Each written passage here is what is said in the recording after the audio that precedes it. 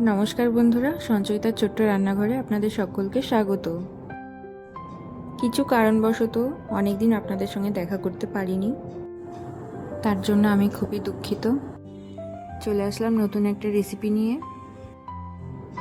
এখন বর্ষাকাল, ইলিশের মরশুম চলছে, তাই ইলিশ মাছ দিয়ে একটা রেসিপি আপনাদের বানিয়ে দেখাবো। এখানে 700 থেকে 800 গ্রামের একটা ইলিশ মাছ নিয়েছি।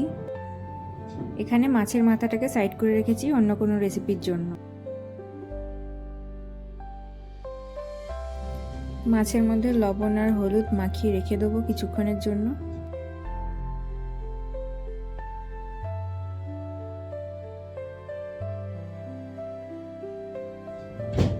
এখানে 5 মিনিট মতো আমি লবণ আর হলুদ মাখিয়ে রেখে দিয়েছিলাম মাছটাকে। তেলটা গরম হয়ে গেছে, এখন মাছগুলোকে ভেজে নেব। মাছগুলোকে খুব একটা কড়া করে ভাজবো না, একটু হালকা ভেজে নেব।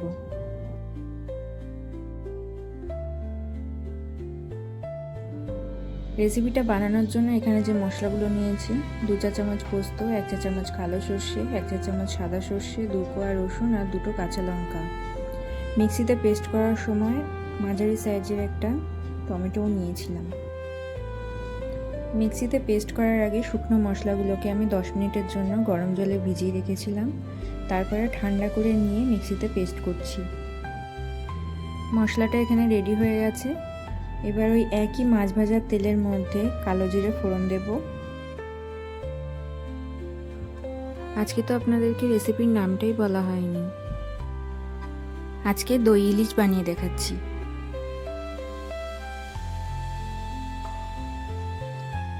আমি যেমনভাবে দই দিয়ে ইলিশ মাছ বানাই সেইটাই আজকে আপনাদের সঙ্গে শেয়ার করব।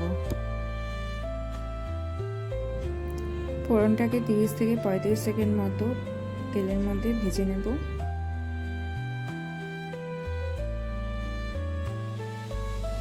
এবারে মিক্সি করে রাখা পেস্টটাকে তেলের মধ্যে দিয়ে দেব।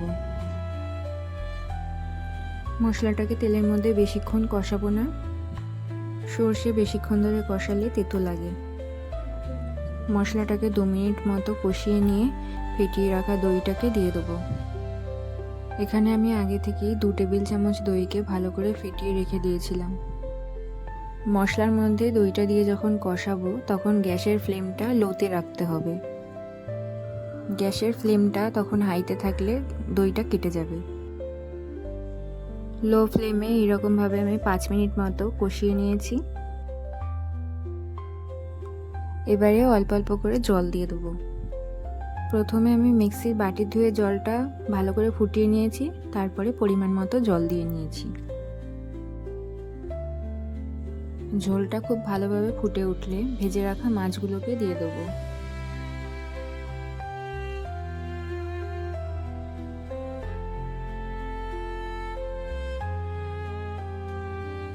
এবারে পরিমাণ মতো লবণ আর হলুদ দিয়ে নেব।